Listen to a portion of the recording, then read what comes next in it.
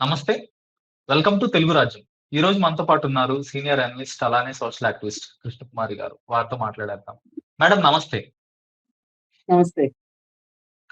Madam Tamil Nadu ముఖ్యమంత్రి విజయ్ గారి సతీమణి సంగీత చెంగల్పట్టు కోర్టులో గత కొన్ని నెలల క్రితం దాఖలు చేసిన డైవర్స్ పిటిషన్ అయితే ఆవిడ వెనక్కి తీసుకున్నారు. ఈ విషయం అందరికీ తెలిసిందే.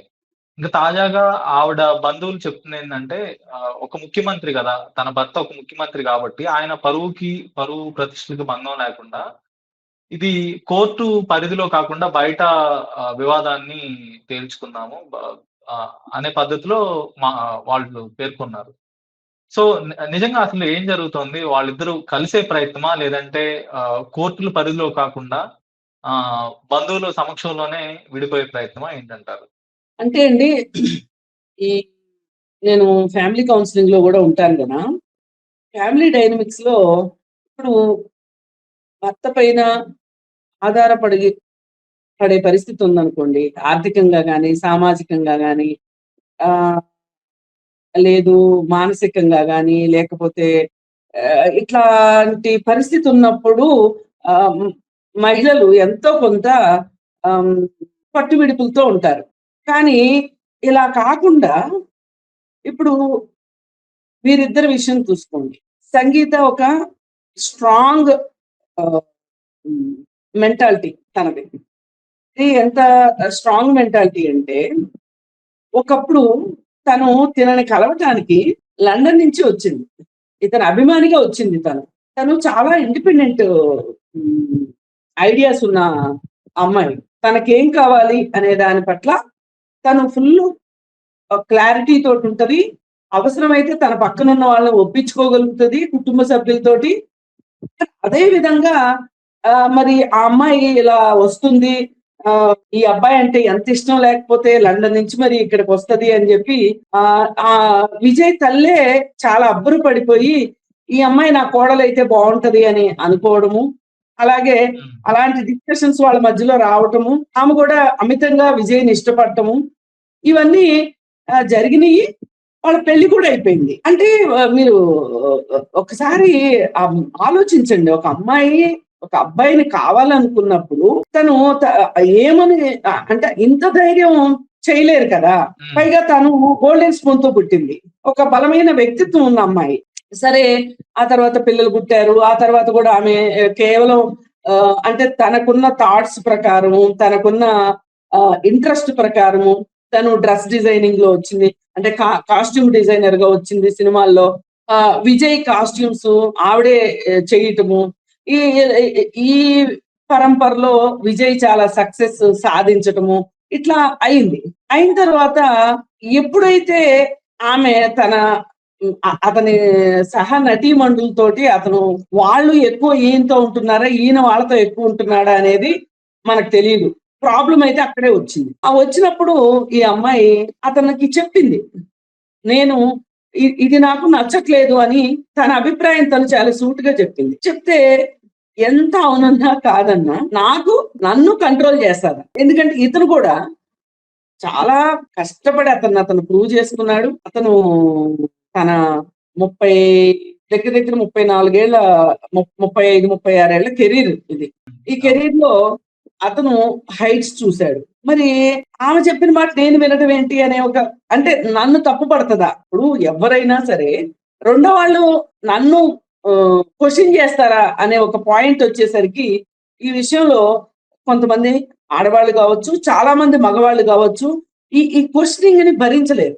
ఆ పాయింట్ లో వాళ్ళిద్దరి మధ్యలో దూరం పెరిగింది. సరే, ఇప్పుడు ఆమె మెంటాలిటీ ప్రకారం ఆమె కోరుకున్నది దక్కటం కోసం ఆమె ఎంతైనా సరే దానిపైన ఎఫర్ట్ పెట్టే మెంటాలిటీ ఉన్న అమ్మాయి. అందుకోసం ఏంటి అంటే తను కంటిన్యూస్ గా దీని మీద వ్యతిరేకిస్తూ వచ్చింది. సరే, ఈ లోపు ఎలక్షన్స్ కూడా వచ్చాయి.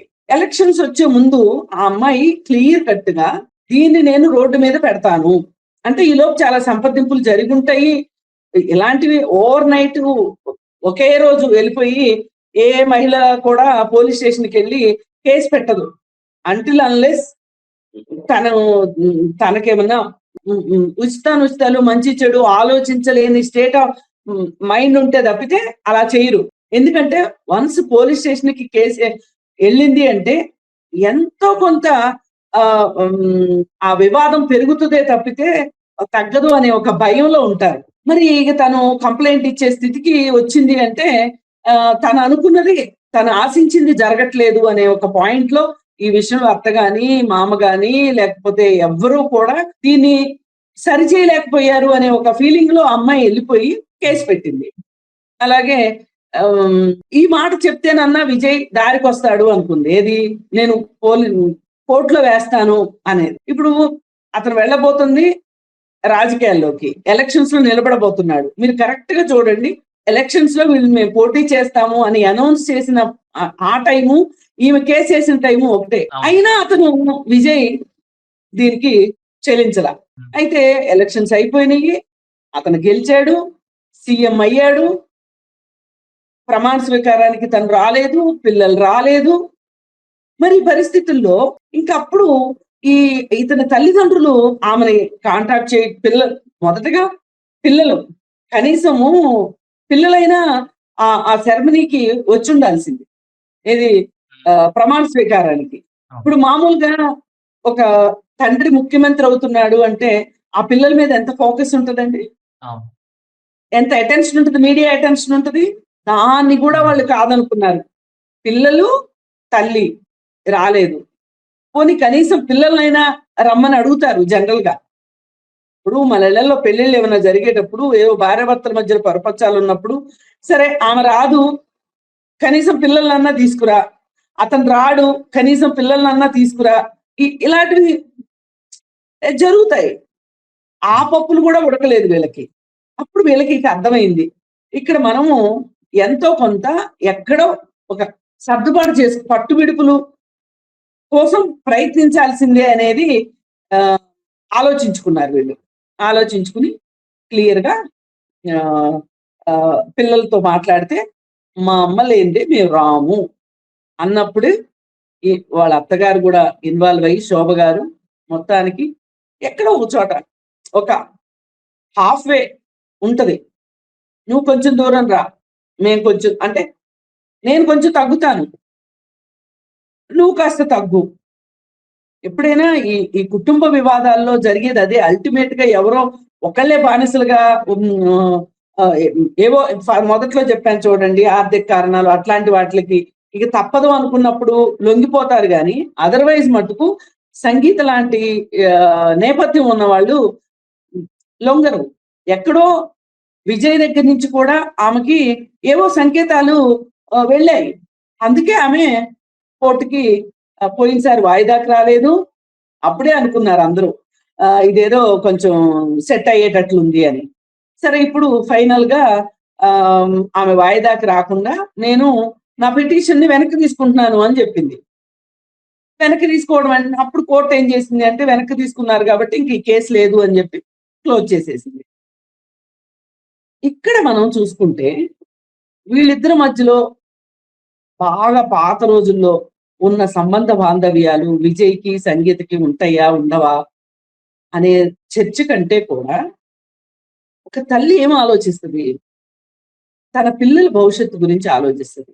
ఒక మహిళ తన అభీష్టానికి వ్యతిరేకంగా తను నష్టపోయినా, తను కష్టపడ్డా పిల్లలకు మంచి జరుగుతుంది అంటే తల్లి ముందుకు వస్తుంది. ఇప్పుడు అతను సినిమా వ్యక్తి, పైగా ముఖ్యమంత్రి, పిల్లవాడికి కానీ ఆ పాపకు కానీ ఎంత అండాదండా ఉంటుంది. వాళ్ళ రేపొద్దున వాళ్ళ కెరీర్ లో, వాళ్ళ ప్రొఫెషన్స్ లో వాళ్ళు స్థిరపడటానికి విజయ్ అండదండలు అవసరము అని. పైగా ఇంకోటి కూడా ఎలా ఉంటదంటే, కోర్టులో కేసు వేసిన తర్వాత వెంటనే విడాకులు ఇచ్చేయరు, ఒక కూలింగ్ పీరియడ్ పెడతారు, ఒక 6 నెలల పాటు. ఎందుకు అంటే, ఇప్పుడు పోలీస్ స్టేషన్కి వెళ్ళినప్పుడు కానీ, కోర్టులో కేసు వేసినప్పుడు కానీ ఉన్న ఆ బాధ తీవ్రత ఏదైతే ఉందో, ఆవేశం ఏదైతే ఉందో, కొన్నాళ్ళు గడిచేసరికి వీళ్ళు ఒక పునరాలోచనలో కూడా వెళ్ళే అవకాశం ఉంటది. వాళ్ళు కానీ వీళ్ళు కానీ ఇద్దరు కూడా ఈ పునరాలోచనలోకి వెళ్ళినప్పుడు, నేను నా స్ట్రాటజీ కొంచెం మార్చుకోవాలేమో, నా ఉద్దేశాలు కొంచెం నేను మార్చుకోవాలేమో అనే ఉద్దేశం ఇద్దరికి వస్తుంది. అలా కూడా రాని వాళ్ళు కూడా కొంతమంది ఉన్నారు, అది వేరే విషయం. కానీ అలా వచ్చినప్పుడు ఏంటి అంటే, సరే నా లైఫ్ అయిపోయింది కదా, నా లైఫ్ అయితే అయింది. పిల్లలు, ఇప్పుడు అతను ఏం చెప్పాడు, ఆమెకి ఎంత ఆస్తి ఇస్తాను ఇచ్చి పిల్లల బాధ్యత నాదే అని చెప్పాడు. సరే ఇవన్నీ ఎందుకు, ఈ విడాకులు ఈ గొడవ లేదు అనుకోండి, ఏమవుతుంది, ఎట్టి పరిస్థితుల్లోనూ ఇంకొక మహిళకి విజయ్ జీవితంలో చోటు రాదు. ఇప్పుడు ఈమె విడాకులు ఇచ్చింది అనుకోండి, సపోజ్ ఓకే. విడాకులు ఇస్తే విజయ్ ఫ్రీ అయిపోతాడు కదా, పెళ్లి చేసేసుకుంటాడు కదా. పెళ్లి చేసేసుకుంటే మ్యారేజ్ చేసుకునే అవకాశం ఉంది కదా. ఇప్పుడు అతన్ని చట్టం కూడా ఏం చేయలేదు కదా. ఇప్పుడు చేసుకుంటే ఒక రాజకీయ నాయకుడిగా చేసుకోవడం అంత సాహసం చేయడు. కానీ విడాకులు అయిన తర్వాత చేసుకుంటే ఎవరు తప్పుపడతారు? ఖచ్చితంగా కోర్టులు ఒప్పుకోవు కదా. విడాకులు ఇవ్వకుండా పెళ్లి చేసుకుంటే కోర్టులు ఒప్పుకోవు, గాని విడాకులు ఇచ్చేసిన తర్వాత ఆయన ఎవరిని పెళ్లి చేసుకుంటే ఏమైంది, చేసుకోవచ్చు.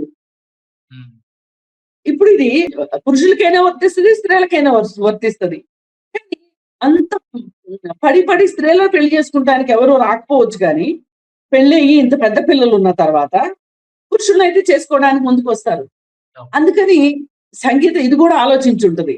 ఆలోచించగా ఇప్పుడు నేను విడాకులు ఇచ్చేస్తే ఏంటి, నా కొరిగేది ఏంటి, నా ఈగో సాటిస్ఫాక్షన్ తప్పితే ఈ ఎఫెక్ట్ నా పిల్లల మీద పడుతుంది కదా ఎంతో కొంత.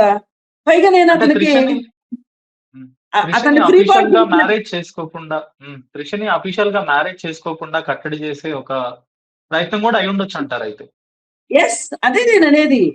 అసలు నిజంగా త్రిషకి ఆయనకి అంతటి సంబంధం ఉంది అని నేనైతే చెప్పనండి. చెప్పాల్సిన అవసరం కూడా లేదు మనకి. ఎందుకంటే అది మనకు అనవసరమైన విషయం. ఇప్పుడు మనకి ఎంతవరకు అవసరం, ఒక పెళ్ళైన జంట భార్య గాని భర్త గాని ఈ పెళ్లి బంధం ఇలాగే ఉండగా వేరే బంధంలోకి వెళితే మనం ఇది బహుభార్య తత్వం కిందకు వస్తుంది అని మాట్లాడతాం. కానీ విడాకులు ఇచ్చేసిన తర్వాత ఎవరిని చేసుకుంటే మనకెందుకు, అది ఆలోచించుంటుంది సంగీత. ఆలోచించి ఎందుకో ఇప్పుడు నేను ఇంకొకరిని అయితే పెళ్లి చేసుకునే ఉద్దేశం ఆమెకు ఉండదు. లేకపోతే కొంతమంది ఉంటారు టిట్ ఫర్ టాట్ లాగా పెళ్లి చేసుకుని చూపిస్తాను అని చెప్పి అలా చేసిన వాళ్ళు కూడా చూశాను నేను. అబ్బాయిలైనా చేస్తారు, అమ్మాయిలైనా చేసిన వాళ్ళు చూస్తాను. కానీ ఆమెకు ఆ ఉద్దేశం ఉండట్లేదు. అందుకని కనీసం పిల్లల కోసం ఈ తండ్రి కేవలం ఈ పిల్లలకే తండ్రిగా ఉండాలి అనే ఉద్దేశం ఆ సంగీతకు వచ్చి ఆమె కాస్త వెనకడుగు వేసి ఉండొచ్చు. ఇలా ఏ రకంగా చూసినా సరే ఒక భార్యాభర్త విడాకుల ద్వారా విడిపోయిన తర్వాత కూడా మళ్ళీ కలిసి పూర్వం భార్యాభర్తలైన పరిస్థితి కూడా ఉంది. చాలా మందిని నేను చూశాను. పైగా ఇప్పుడు ఇక్కడ వీళ్ళు మళ్ళీ పెళ్లి చేసుకోవాల్సిన అవసరం కూడా లేదు, విడాకులు అయిన తర్వాత మళ్ళీ కలిసి ఉండేటట్లయితే. కానీ ఇప్పుడు ముస్లిమ్స్ ఉన్నారనుకోండి, తలాక్ చెప్పిన తర్వాత తలాక్ చెప్పేసిన తర్వాత వీరిద్దరికి విడాకులు మంజూరైన తర్వాత మళ్ళీ ఆమెనే పెళ్లి చేసుకోవాలనుకోండి, అతను ఆమె ఇంకొకరిని పెళ్లి చేసుకుని విడాకులు అయితేనే పెళ్లి చేసుకోవాలి. లాజిక్ అర్థమైందండి? ఆమెకి ఇంకో పెళ్లి అవ్వాలి ఖచ్చితంగా, ఆమెనే పెళ్లి చేసుకోవాలి అంటే. అక్కడ విడాకులు అయితేనే మళ్ళీ ఆమెని ఇంకోసారి పెళ్లి చేసుకోవడానికి అవకాశం ఉంటది. కానీ హిందూ వివాహ చట్టంలో కానీ క్రిస్టియన్ వివాహ చట్టంలో కానీ అలా లేదు. కాబట్టి వీరిద్దరికి చాలా లైన్ క్లియర్ అయినట్లు. అసలు విడాకులే అవ్వలేదు కాబట్టి అసలు ఇది మాట్లాడుకోవాల్సిన అవసరం లేదు. నేను ఎందుకు చెప్పాను అంటే, విడాకులు అయిన తర్వాత కూడా చట్టం ప్రకారం కలిసి ఉన్న వాళ్ళని చూస్తున్నాం. అలాంటప్పుడు ఈ కేసు విత్డ్రా అయిన తర్వాత వీళ్ళిద్దరూ కలిసి ఉంటే దాని గురించి పెద్ద మాట్లాడుకోవాల్సిన అవసరం లేదు. ఖచ్చితంగా పెళ్లి అనే దాంట్లో కొన్ని బేరసారాలు, కొన్ని ఈక్వేషన్స్, కొన్ని ఎమోషన్స్, కొన్ని డైనమిక్స్ అన్నీ ఉంటాయి అక్కడ. అది ఆర్థిక పరమైనవి కావచ్చు, సామాజిక పరమైనవి కావచ్చు, ఏమైనా సరే వీటిలో ఏ ఈక్వేషన్ పనిచేసినా కానీ దానివల్ల ఆమె విడాకులకి ఆ కేసుని విత్డ్రా చేసుకుందని చెప్పుకోవచ్చు.